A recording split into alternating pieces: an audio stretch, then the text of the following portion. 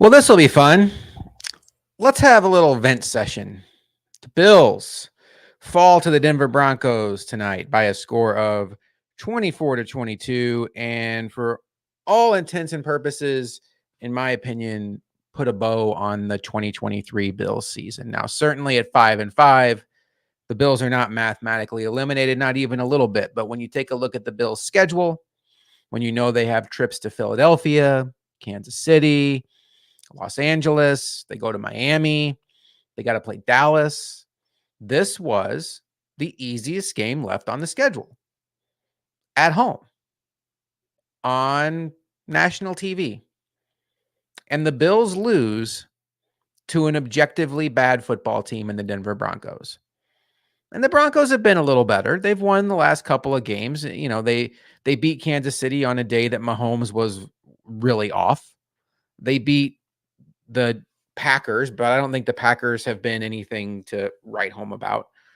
But to me, this loss is basically a microcosm of the entire Bills season. There were good moments, but not enough. There were way too many moments of giving the game away. Started off first play of the game, the Bills throw a pass to the flat to James Cook and he fumbles. Josh Allen, the next drive, throws an interception off of Gabe Davis's hands in the red zone. That's 3 points off the board. Josh Allen had a brutal interception right before halftime, gave the Broncos 3 points. You start adding it up in a game the Bills lost by 2. It's not hard to figure out why they lost. Now, the Broncos were not without their warts. They are a bad football team. They won tonight, but they missed 2 extra points in this game. And at the end of the game, the Bills get a lead because of those missed extra points. They're up by 1. The Broncos drive down. The Bills get a sack, knock the Broncos out of field goal range, and you're thinking, okay, this is it. This is the moment, and it's 3rd and 10. And the Bills do what they had been trying to do all night, and it hadn't been effective. They blitz. And Taron Johnson is one-on-one with Jerry Jeudy. You've seen this a million times in the NFL. The ball is badly underthrown to the point where it ends up benefiting the Broncos because Jerry Jeudy has to stop. And Taron Johnson, who's running full speed trying to catch up, just runs right into him, pass interference. And the Broncos are in point-blank range for the game-winning field goal. 25 seconds left. It's 3rd and 10. The Broncos take a knee. A little bit of a curious decision. They rush their field goal unit on the field. And the Bills rush their field goal block unit on the field. And the Broncos missed the field goal. But the Bills had 12 men on the field. They get a do-over, and Will Lutz puts the do-over between the pipes. And the Bills lose the game. You all know how it happened. You don't need me to go through it again. But what I think is definitely open for discussion.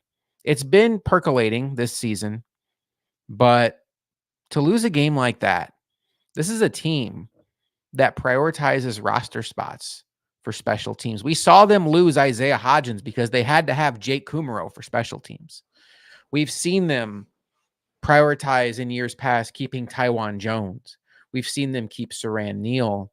We've seen them roster Tyler Matakevich and pay these guys handsomely for backup roles where their roles are to be core special teamers.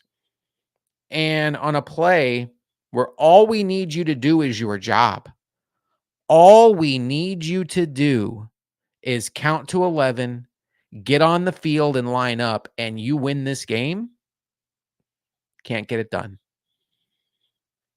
I think that says a lot about this team, about Sean McDermott. This is his operation. I don't know if he'll take accountability for it. I suppose in a roundabout way he will. I'm sure he'll do it in a way that lets you know he's mad about how it ended, but it all comes down to him. But this is a tough look for Sean McDermott. This is another season, if you're like me and believe the Bills season did in fact end tonight, where sloppiness, unorganization is what caused the end of the season. And you know what? I'm numb right now, but there's a part of me that wonders if this is what this team needed. Now, certainly missing the playoffs, which they haven't done yet. They could still turn it around. It's just tough games left. Missing the playoffs in the Josh Allen era, missing a kick at the can, missing a chance to win the Super Bowl because we know how talented he is. Getting him in the playoffs, giving yourself a shot is really all you need, is very disappointing. But I think organizationally, we've gotten to the point where this team is taking Josh Allen for granted. They have not surrounded him with adequate weapons. Stephon Diggs is getting older.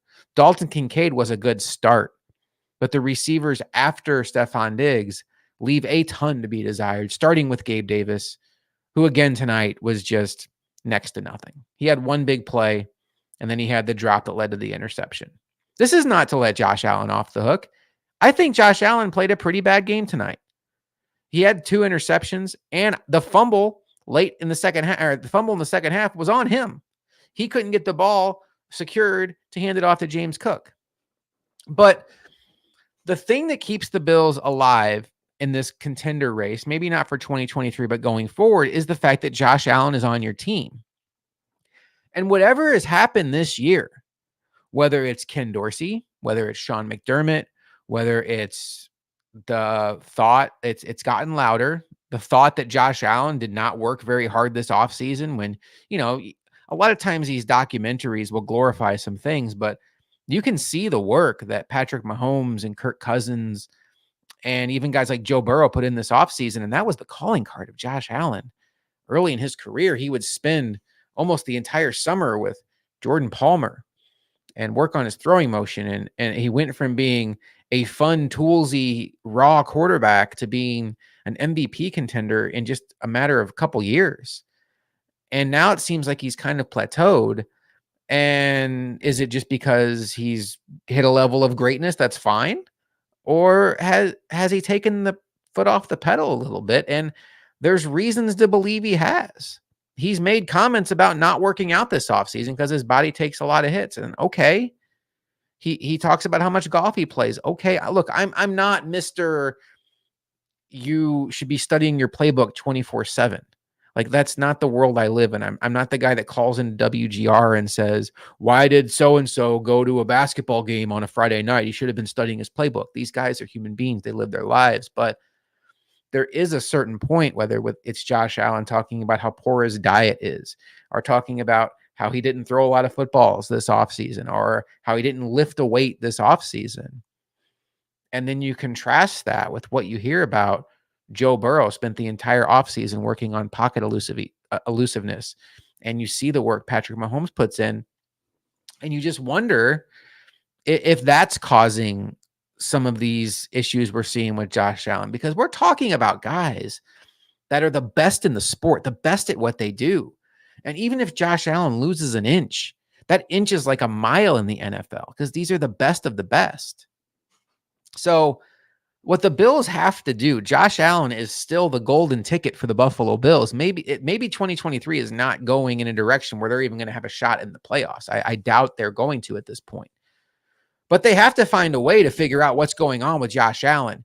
And if that means getting rid of Ken Dorsey, even though I think Ken Dorsey has been wrongfully taken the brunt of a lot of blame. I think there is some blame to go around for Josh Allen, but whatever is going on is not working and something has to change.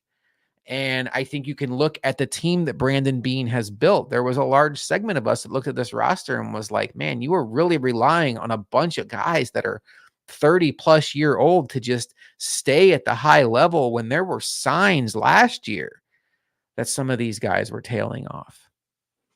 And there's some bad contracts on this team right now. Von Miller was not in the game on that last drive by Denver. I mean, think about that. Von Miller going against the Denver Broncos on Monday Night Football is not even rushing the passer in a closeout situation. And I totally understand he's less than a year removed from tearing his ACL. And this is not, I don't think this is the final product of Von Miller. I think there is still some room to come back. But I don't know that we're ever going to see the 2022 Von Miller again. Age has caught up with him. These are serious injuries he's felt, and his contract is an anchor on the salary cap. Dawson Knox's contract is an anchor on the salary cap, and we have seen definitively he's not even the best tight end on this team right now. If Tre'Davious White doesn't come back to play football, which I think is a real conversation, his contract is an anchor on this salary cap. They have made a lot of questionable decisions, and I think if they go out and they extend Gabe Davis for what the market would bear for somebody that's going to put up 700 to 800 yards, 8 or 9 touchdowns, that's a contract that I think is going to be an anchor on the salary cap. And this to me is a Bills team that hasn't done a good job of restocking the shelves. Terrell Bernard has been found money. There were a lot of us last year that were ready to give up on him after one bad year. And he might be the best player on the defense right now. And that's not hyperbole. That's not exaggeration. That's just watching the games. And that's fantastic. But now you have this other player, Dorian Williams, who flashes. You don't even get him on the field because you want to see Tyrell Dodson out there. Dorian Williams played some in nickel tonight. But it's like you have Kyer Elam, who's on IR right now, but he can't even get a jersey. He was losing snaps to Josh Norman. You wonder what's going on with the pipeline. This draft looked promising. I mean, Kincaid looks like an absolute hit. Osiris Torrance has started every game. He's had ups and downs, but he's a rookie starter. The offensive line's been better. You feel good about that. Dorian Williams can't get on the field when they're down some guys at linebacker. Doesn't seem like Justin Shorter is ever going to see the field this year. They're finally giving Khalil Shakir a chance to be part of the offense, but it never feels like it's enough, despite the fact that of the 3 guys after Diggs and Davis, Shakir has been clearly the best option, and he still is fighting for snaps with Sherfield. It wasn't until Sherfield hurt himself tonight that Shakir got on the field. I don't understand a lot of the decisions the team is making right now, and it all comes back to me on Sean McDermott. And when they lose a game like this, where you can't even count to 11, I mean, look, there's no way in hindsight to know they were going to miss that kick. That was a highly probable make kick. But you have to do the little things right. And when you lose a game because you can't count to 11 and you give them another crack at it, and that's probably what ends your season, when we've already seen this team in the playoffs get thoroughly outcoached by the Bengals last year. That was a coaching clinic by the Bengals against the Bills on both sides of the ball. And then in 2022, the debacle of 13 seconds and the complete mismanagement of both the special teams aspect of that we still don't know what happened. And then the 2 defensive strategy timeouts that happened on that drive, only to have the Bills come out and not do the one thing you have to do, which is make sure the Chiefs don't gain 10 quick, easy yards up the middle. There's a lot of questions on Sean McDermott right now. And look, I don't think right now, looking at 2024, that this roster is going to go into 2024 as being one of the best rosters in the sport. I don't see the path. There's not going to be an abundance of salary cap space. There's not going to be players coming in as from free agency because the Bills are stocked up with salary cap. They have the anchors we talked about, Von Miller, Tre'Davious White, Dawson Knox. Those guys are taking up a large chunk of your salary cap. And you might get next to nothing out of all those guys. So what the Bills need to do is it's not just about 2024. They need to look at 2024 and beyond, because you don't know how long you have Josh Allen. Josh Allen is your golden ticket. Josh Allen is the reason why players like Von Miller decide to come to Buffalo in free agency. I mean, if you've been around long enough, you know that during the drought, you had to massively overpay guys of any notoriety to come to Buffalo. And now guys want to come here because they feel like they have a chance to win. And this offseason, the Bills have to figure out what's missing with Josh Allen. He's playing well, but the mistakes continue to haunt this team, and multiple mistakes tonight in a game they lost by 2 points to the Denver Broncos. And I don't know if that means that the conversation on Sean McDermott getting fired needs to get louder. Sitting here, even after digesting that game, after digesting how that game ended, I still would say the chances of Sean McDermott getting fired are next to nothing. I think Terry Pagula loves Sean McDermott and believes in him. And I don't think Terry Pagula right now has the appetite to go on a coaching search because, quite frankly, when you look at his two franchises, he's not batting very well when it comes to finding head coaches. I think Sean McDermott is, in a lot of ways, his trophy is the guy that he's like, look, I found him. So a lot of questions are going to be asked this offseason. You know, we all love Brandon Beane. He seems like a very genuine guy. He brought us Josh Allen, but there's been some misses in the draft by Brandon Beane. They basically set a second-round pick on fire with Boogie Basham. They have a third-round pick in Dorian Williams, who can't get on the field. He got on a little bit tonight, but when they're down 6 defensive starters, they traded up in the first round to take Kyer Elam, and he loses snaps to Josh Norman and last year Xavier Rhodes. And I just don't look, when you lose and a season goes like this, it's human nature to just come out swinging and say, fire that guy, clean house, tear it all down, and bring in Ben Johnson from Detroit and let him fix our offense. I can listen to that conversation. I think there is a very realistic possibility that Ben Johnson is the next good offensive coach in this league. But then you get into another layer of it of, does Ben Johnson mesh with Brandon Beane? Is Ben Johnson as good as he's been as an offensive coordinator? Is he ready to be a head coach in the NFL? And now you have this roster that you still believe is in a Super Bowl window being trusted with a first-time head coach. And we have seen countless examples of great coordinators, look down in New York, the New York Giants, become head coaches and look overmatched. So I don't really know where I fall on the Sean McDermott thing right now. This was an awful night for him. It's been an awful season for him. I said on the Built in Buffalo halftime show tonight that I think Sean McDermott has too much on his plate. Being the defensive coordinator and the head coach, I think, has led to his worst game management season of his career dating back to his rookie year. I think you have seen him burn timeouts in the second half because of strategy instead of stopping the clock. I think you've seen him be less aggressive in aggressive situations. And I think in a lot of ways, his priority of protecting the defense has neutered this offense. And now the Bills are a team that's 5-5 without an identity and with a brutal, brutal schedule coming up this season. Now, look, could the Bills go out? They're 5-5. There's 7 games left. Could they win 5 out of 7 and finish this season? God, if they win 5 out of 7, they're still going to be 10-7. It's over, guys. I don't know how else to say it. It's over. Could they rip off 5 out of 7? Sure. Do you see this team winning in Arrowhead? The way they struggle to do anything offensively, there's no vertical presence to their offense. There's no cheap scores on their offense. Everything is 6 yards, 7 yards, 6 yards, 7 yards, holding penalty, punt. 6 yards, 7 yards, 6 yards, 7 yards, fumble. 15 yards, interception. There's not the 40-yard bomb to Gabe Davis that we've seen in years past. There's not the free take the top off the defense play that has existed in this offense before. Everything is so hard, and it requires this team to be perfect. And right now, they're showing us they're not capable of being perfect.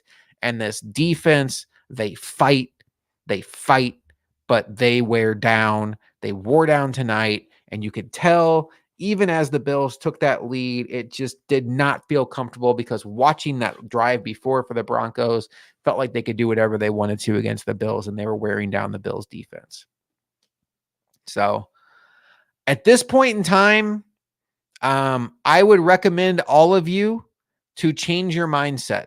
Don't let yourself get upset by the results of 2023 anymore. I think accept the fact that 2023 is not going the way that we had hoped. I think 2023 is going to end up somewhat shockingly as a season where these Bills do not make the playoffs.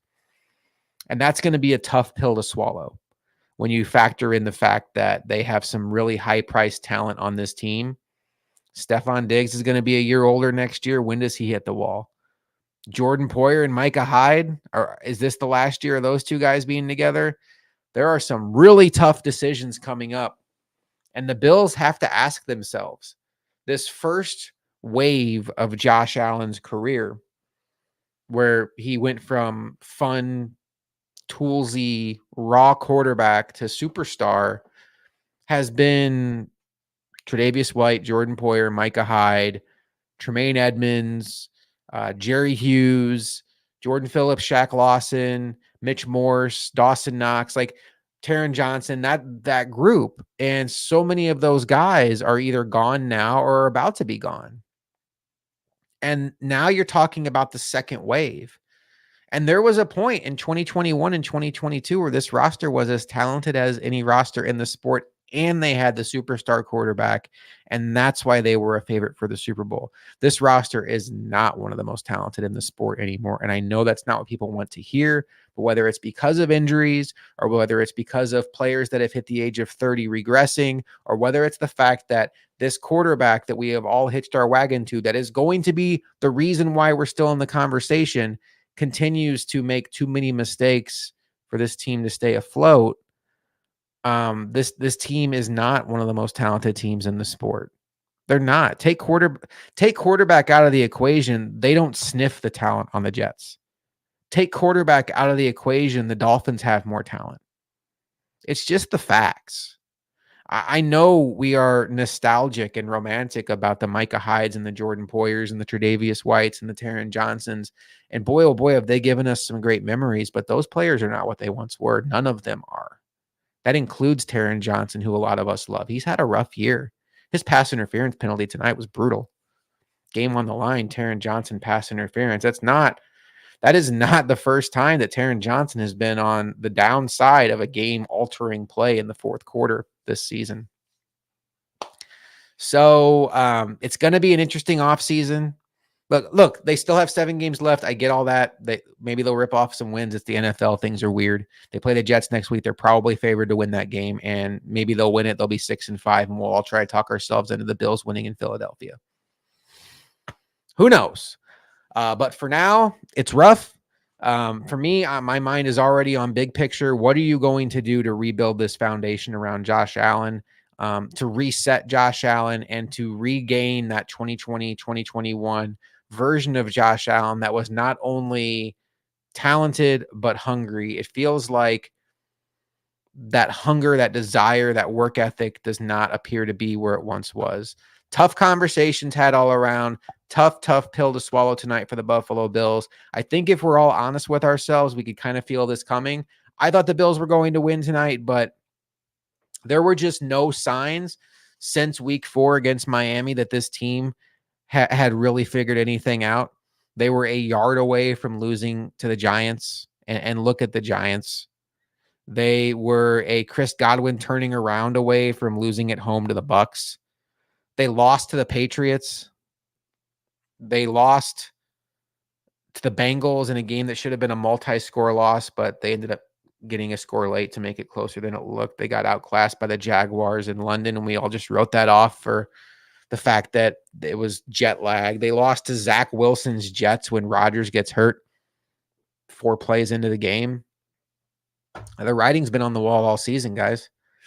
And, tonight, I think we saw the culmination of what we have been fearing all along, is this team is not as good as we thought. And boy, oh boy, is that going to be interesting to watch how guys like Stephon Diggs react. This guy over my shoulder, who everything that he was rumored to be worried about with this team came true. And fascinating offseason ahead. The Bills still have 7 games left. Who knows? Funny things happen in this sport. They still have Josh Allen. They haven't been blown out by anybody, except for the Jaguar game even ended up being a 1-score game. So, I mean, if you want to hang your hat on that, they'll probably be in all these games. They'll probably have a chance to win them all. I don't see this team going to Philadelphia or Kansas City and winning. You give them 2 losses there. They've already got 7 losses. And, I don't know, 10-7, you just hope you get in, and then you still got to beat Dallas, the Chargers. You got to go down to Miami and win. I don't know. It's a bad spot to be in, but it's the spot they're in, and it feels right. That's the other thing. There's so many times in sports where if you're a fan, you look at your team and you're like, man, they're 5-5, but they're like 3 plays away from being 8-2. I don't think you can do that with this Bills team. I mean, sure, if you wanted to really paint a rosy picture, you could be like, boy, if they just stop the Patriots and they don't throw 2 interceptions against the Jets and they don't have 12 men on the field against the Broncos, there's 3 wins right there. But they get called for pass interference against the Giants. Chris Godwin turns around. That thing cuts both ways, folks. And this everything we've seen, watching every snap of this season, absolutely feels like a 500 team. Absolutely. We are a long way away from that week 4 win over Miami where we were thinking, holy cow, this might be the best Bills team we've seen yet. It's not. And 7 games left. And I guess the good news is it doesn't appear there were any serious injuries tonight. Trent Sherfield left, didn't come back. Cam Lewis left, did not come back. It allowed for Damar Hamlin to come on the field at the end. Trey says he's worried Diggs forces his way out in 2024. There's not really a path for Diggs to force his way out, Trey. Let me pull it up here on Over the Cap. I think the Bills would have to eat a bunch of money to get Stephon Diggs off the team because they restructured his deal. So if they were to trade Stephon Diggs,